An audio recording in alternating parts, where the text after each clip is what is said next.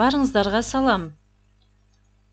Сиздерге башында GeoGebra программасы боюнча маалымат берейин. Андан соң GeoGebra программасынын жардамында чекиттер боюнча графиктерди жүргүзөбүз. GeoGebra бул акысыз программа, каалаган убакта компьютерде жана телефон аркылуу колдонууга болот.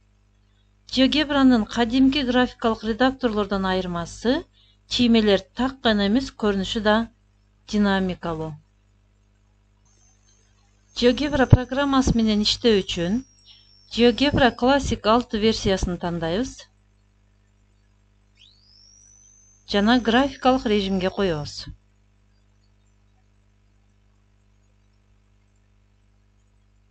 Андан кийин чекиттин координаталарын берели. 1 жана 1 деген. Көрүп турганыңыздардай программа чекитти белгиледи. Эгер биз үтүрдүн ордуна үтүрлүү чекитти берсек, анда башка чекит пайда болду. Б чекити. Декарттык координата эмес, полярдык координата. 1 радиан градуска которулат. Биз бул 3 чекитти басуу аркылуу керексизин өчүрүп салсак болот. А барабар 5 деп белгилеп Enter клавишасын басалы, бизде ползунок пайда болду. Анимацияны жандырсак, анын бардык мүмкүн болгон маанилерине кайрылат. Биз ползунокту эмне үчүн жандырдык? Же эмне үчүн бердик? Анткени ползуноктун жардамы менен биз көп чекиттерди курабыз, башкача айтканда, графигин. Биринчи тапшырма. Чекиттин координаталарын берели. А жана А чекиттерин. Бизде Б чекити пайда болду. Эгер биз анимацияны жандырсак, анда чекит Анын маанилеринде экранда айланып баштайт. Эгер биз Б чекитин бардык жүргөн жерин көргүбүз келсе,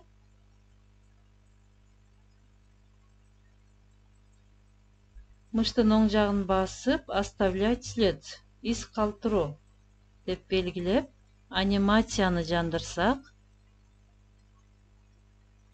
биз чекиттин траекториясын көрө алабыз. Башкача айтканда, y барабар x функциясынын графигин.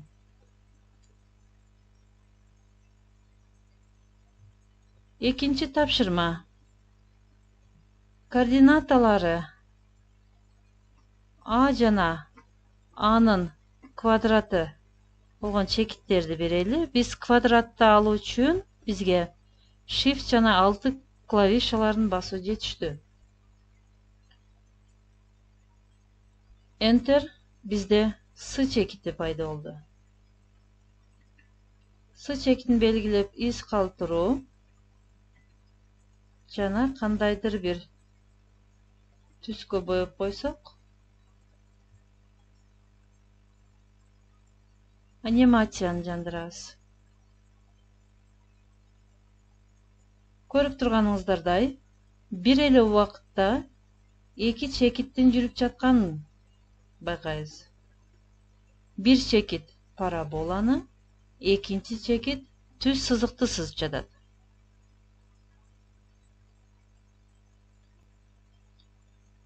Үчүнчү тапшырма. Координаталары А жана 2А болгон чекиттерди берели. Жана А 2А кошулган 1.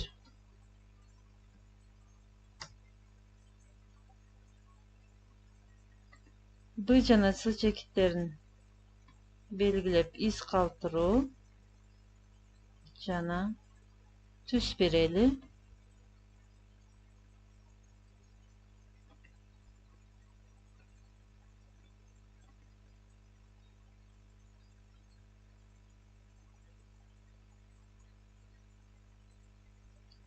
Анимацияны жандырабыз.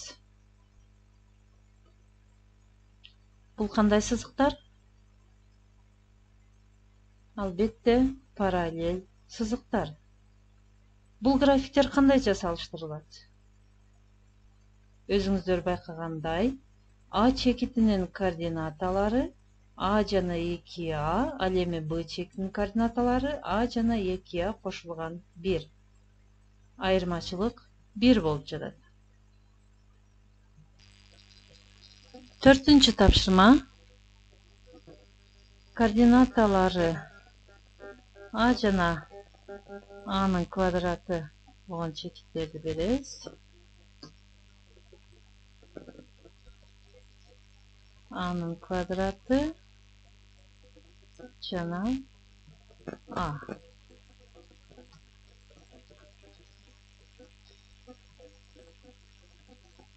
Чекиттерди белгилеп, из калтыруу түз беребиз.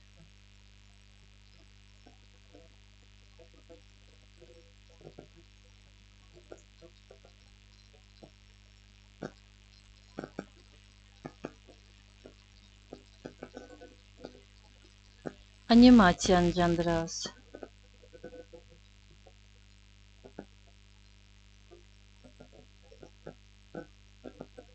Биз эки графиктин эки чекитте кесилишкенин көрөбүз.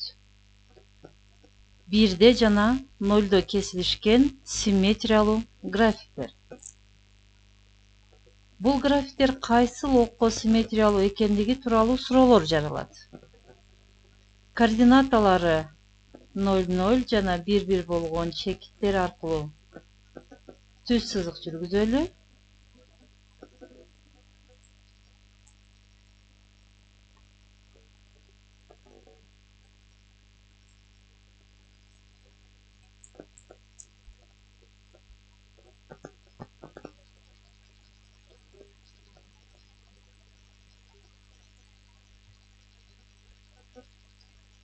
А жана Б чекиттери бул окко симметриялуу экендигин биз дагы текшере алабыз.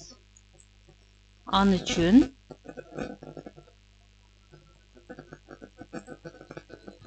отражение относительно прямой белгилейбиз. Б чекитин белгилейбиз. Түз сызыкты белгилейбиз. Бизде Б штрих да белгиленди. Анимацияны жандырабыз.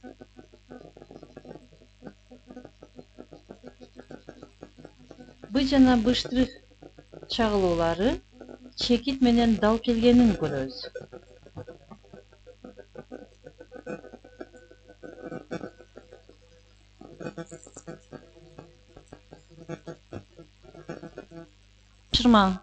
Акыркы тапшырманы карайбыз. Координаталары А жана 1 бөлүнгөн А кемитилген 1.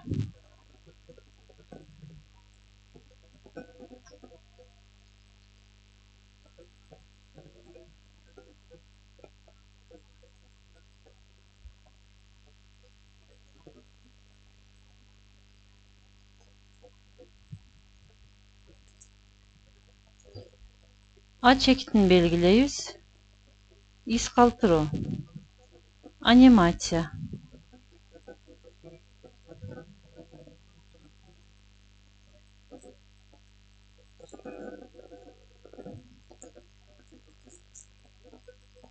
Биз X огунда жүргөн графикти көрөбүз. Бул эки жагдай болбосо, биз график X ог менен дал келет деп айтар элек. Биринчиден, биз берген маане. Ал эми экинчиден, график X огунан чыгып жатат. Так көрүү үчүн биз ползуноктун чектөөсүн чоңойтолу.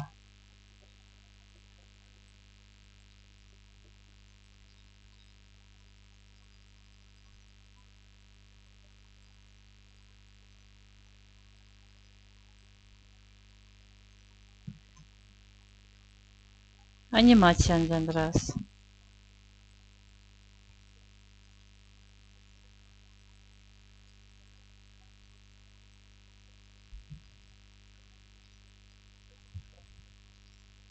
Grafik keskin түрдө төмөн түшүп, кайра эмне болгонун түшүнбөдүк. Биз чектөөнү дагы чоңойтолу.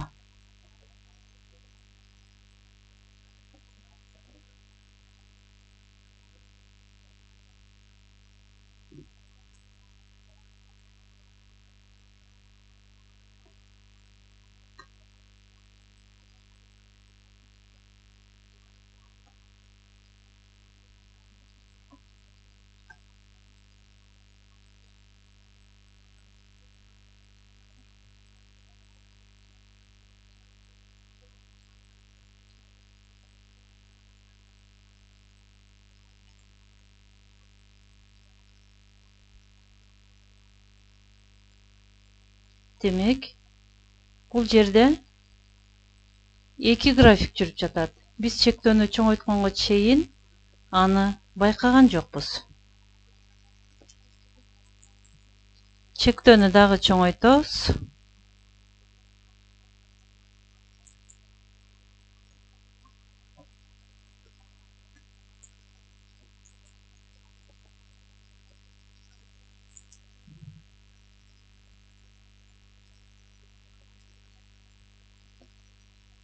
График минимум тегиздикке барат, анан плюс тегиздикке кайтып келет. Сиз менен мен түшүнүп жатабыз, сөз гипербола жөнүндө болуп жаткан. Гиперболанын өзгөчөлүктөрүн кантип анализдейбиз? Эгер бизге алдын ала белгисиз болсо ал. Башкача айтканда, компьютер бизге берген маалыматтар менен кантип туура иштөө керек? Бул боюнча кийинки видео сабактарда да чыгарууга аракет кыламын. Көрүшкөнгө чейин.